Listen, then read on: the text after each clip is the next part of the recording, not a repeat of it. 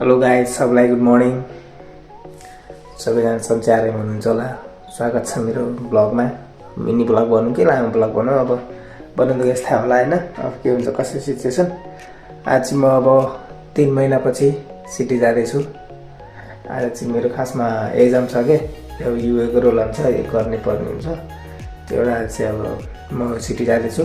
Training 10 दिन भइसक्यो। Training भयो, अब आज चाहिँ अब एक्जाम छ क्या, एक्जाम छ। अब बिहान उठेँ नुहाइधुवाइ गरेँ, एकछिनमा दाजु गाडी पनि सारेर के कस्तो हुन्छ हेर्दै गर्नु होला। 7 बजीसम्म हेर्दिनँ होला। गाइस, म चाहिँ निस्केँ रुमबाट है, अब टक्क जान्छु, यसो के कस्तो हुन्छ देखाउँछु। अब एक्जाम त राम्रै दिनु पऱ्यो, टक्क फ्रेस भएर हिँडेको छु। अब जाने एक्जाम दिने, अब फेरि बेलुका ड्युटी छ कि, भ्याउँछ फेरि ड्युटी गएर आउनुपर्छ। बिहानै नि उठेर ड्युटी गरेर नुहाइधुवाइ गरेर साढे जान्ला। अब बेलुका ड्युटी जानुपर्ने छ कि चाहिँ आउँछ फेरि। अब परदेशमा हो, अब ड्युटी नगरी हुँदैन, हेर्नु मिलाएर बुझ्नुहोस् न। गाइस, म चाहिँ फाइनली गाडी चढिसकेँ है। 1 घन्टा वेट गरेँ मैले, 1 घन्टा। 7 बजेदेखि 8 बजी हेऱ्यो। अब जाँदैछु एक्जामको लागि, हेरौँ के कस्तो हुन्छ है त। सबैलाई देखाउँछु। एक्जामको चाहिँ देखाउनु मिल्दैन, अब अरू घुमे यताउता देखाउनु चाहिँ। यस्तो मरुभूमि छ यता, हेर्नु त केही छैन, घर छ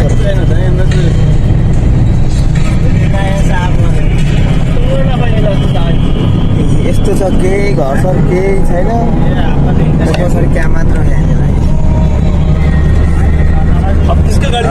ठाउँमा बसिरहेको छ, हेर्नुहोस् यस्तो ठाउँमा छु है। मिलाएर भन्नुहोस् कति रमाइलो छ, कति गाह्रो छ हेरेर। हामी चाहिँ अन्त जाँदैछौँ। अहिलेसम्म घर सर एउटा केही आएको छैन है। सिटिया गर्नुको अहिलेसम्म केही भएको छैन है। हेर्नु त के कस्तो हुन्छ हेर्दैछु, यस्तो छ।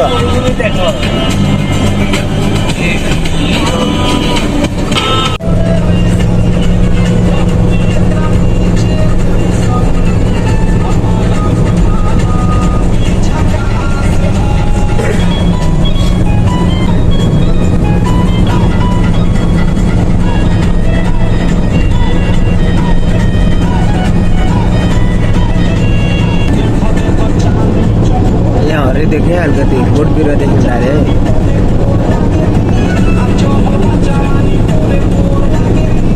हामी चाहिँ घुम्ती बाटोमा आयौँ, घुम्ती पुरा घुम्छ। हेर्नु त क्या दामी बाटो छ।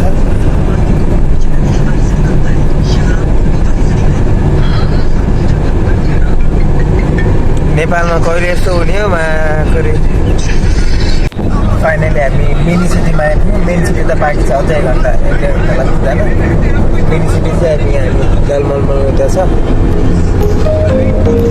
मिनी सिटी हो यो।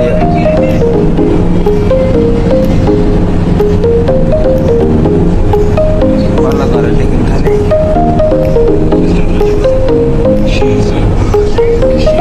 बल्ल मिनी सिटी आइपुग्यो। अब गाइसमा चाहिँ यहाँ मुसाफा होइन, अब भाग्यले भनौँ कि अब केले भनौँ, एक्जाम चाहिँ अलि ढिलाउनु भयो।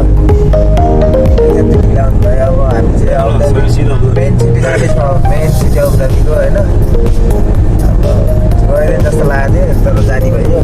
यहाँको बस चाहिँ यस्तो हुन्छ। मेन सिटी जाँदैछौँ, हेरौँ अब के कस्तो हुन्छ अनुभव आजका। धेरैपछि अब लगभग 3 महिना भारी लगाएको सिटी चाहिँ। अब आज बेलुका साइड ड्युटी जानु पनि भ्याइन्न होला।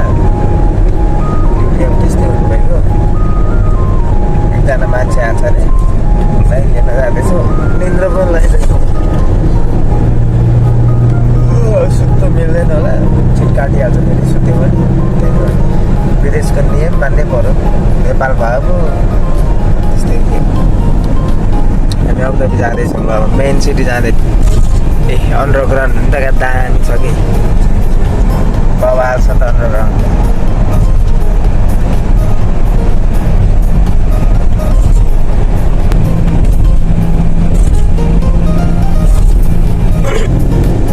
यहाँको लुक्स क्या दामी क्या।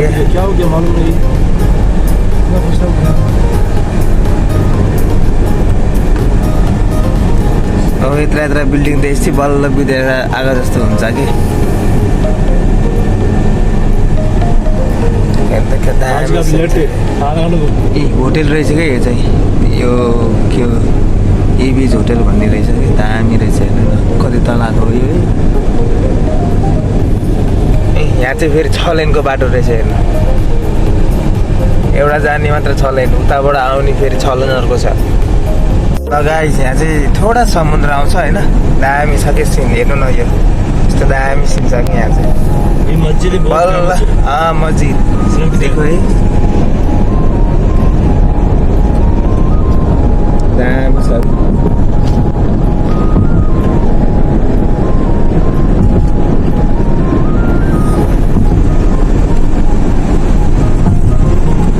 अनि एउटा मस्जिद पनि छ क्या यो मस्जिद चाहिँ मैले टिकटकमा मात्रै देखाएको थिएँ कि रियलमै देख्न पाएछ क्या मस्जिद हेर्नु दामी छ कि यस्तो बवाल छ यो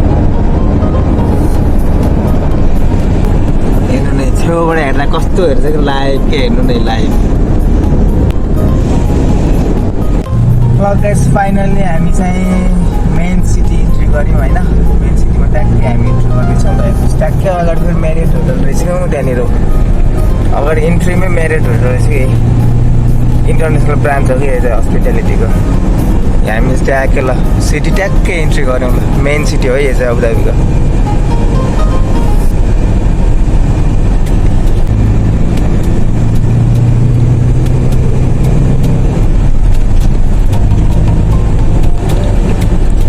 हेर्नुहोस् त यस्तो दामी छ क्या मेन सिटी चाहिँ यत्रा बिल्डिङहरू छन् म्यारिट होटल चाहिँ सुरुमा इन्ट्रीमै रहेछ खतरा ठाउँमा रहेछ जसले पनि देख्ने ठाउँमा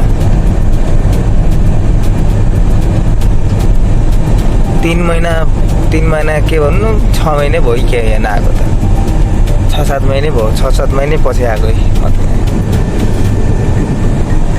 मेन सिटी यही होला अबुधाबी ल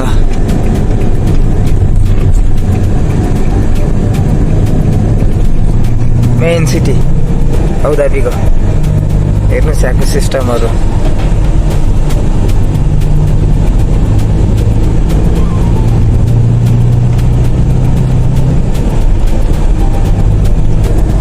यो बिल्डिङ पनि देख्नु भएको थियो होला टिकटक युट्युब कतैतिर होइन यो बिल्डिङ पनि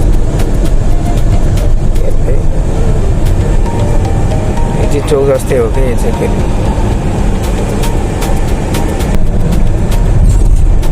राति यो यहाँबाट नजारा कस्तो देखियो होला कि टक्क गाडीहरूको लाइट बल्दा बवाल देख्यो होला है दामी देखिन्छ होला यो पुलबाट हेर्दा चाहिँ कि माथि यो बात काट्नुबाट हेर्दा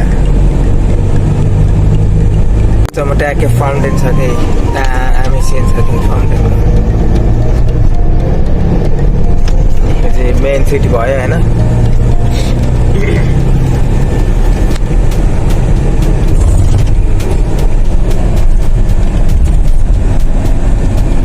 अब हाम्रो एफएस ट्रेनिङ एक्जाम चाहिँ अब यतै हो भन्ने सुन्नमा आयो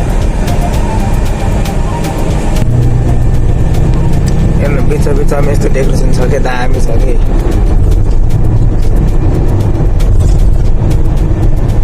राइज सिटीमा त आइयो एफएसटीको एक्जाम किन तर आधी घन्टा ढिलो भयो टाइममा पुगेन अब 1 घन्टा वेटिङमा राखिदिएको छ अब 1 घन्टा के गरेर बस्ने त अब यहाँ घुम्ने ठाउँ पनि अब कहाँ जाने यस्तो घाममा अब 10-50 मिनट जाऊ के गर्ने अब यहाँ गाडीमा 1 घन्टातिर बस्ने अब जाने एक्जाम दिने एक्जाम फेरि 10 मिनटमा हुन्छ कि धेरै टाइम पनि लाग्दैन एक्जाम दिने अनि अब के गर्ने त अब फाइनली गाइज मेरो चाहिँ एफएससी एक्जाम सक्यो है अब एक्जाम राम्रै भएको छ रिजल्ट अब भोलितिर आउला अब कस्तो हुन्छ हेरौँ बिना त यस्तो उताबाट ट्रेनिङ दिएर आउँदा यस्तो हिजी चाहिँ ब्राङ्क हानेर जाउँला सोचेको यहाँ बस्दा यस्तो कन्फ्युजन तले दिएको थियो एक्जाम क्वेसन है त्यो एन्सरले कुन लेखौँ टाइपको थियो कि चिन्ह लाउने गाह्रो थियो कि त्यही कन्फ्युजनमा दिएर आइयो होला आज एकदम हेर्नुहोस् अब सिटीको नजारा थोडा ल गाइस म चाहिँ अब यसो सपिङतिर गरेर जाँदैछ पुलको सोच रेडी हेर्दै जानु होला दामी हो क्या फाउन्टेन हेर्नु यहाँ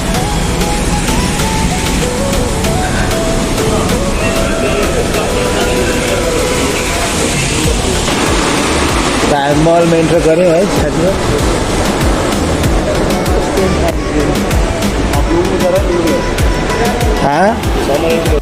हेलो अब खाना खाऊँ भनेको केही पाएको छैन हेर्नुहोस् अब स्यान्डविच खाऊँ भनेको चावल खा पैसातिर चेक हाल्ने स्यान्डविच खाएगा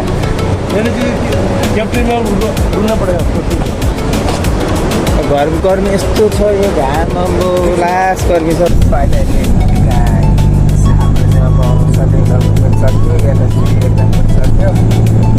अब हामी चाहिँ जाँदैछौँ अन द वे छ अन द वे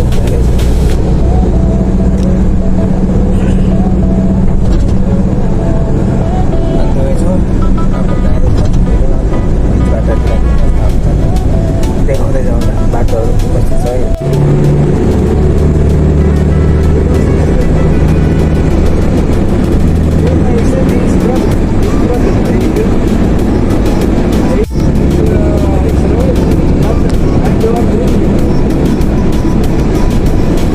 लगाएपछि अन द वे छु है अब नेटतिर जाँदै हो रोडतिर अब यहाँबाट मलाई अझै लाग्छ घन्टा 1 घन्टा 45 मिनट आउनु लाग्ला म्याक्सिमम् लाग्यो 2 घन्टा लाग्ला अब इधर लागेको छ अब त्यो ब्याज भनेपछि मजाले गर्नुपर्छ अब त्यस्तो बेसी पऱ्यो हनिहाल्छ गाडी ग्यास होइन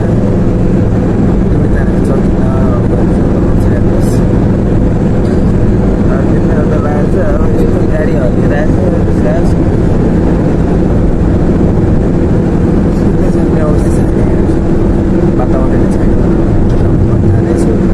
फाइनली गाइस म चाहिँ पुगेँ है अब रुम जाने रुम गएर चाहिँ टप खलाएर अब रेस्ट गर्ने अब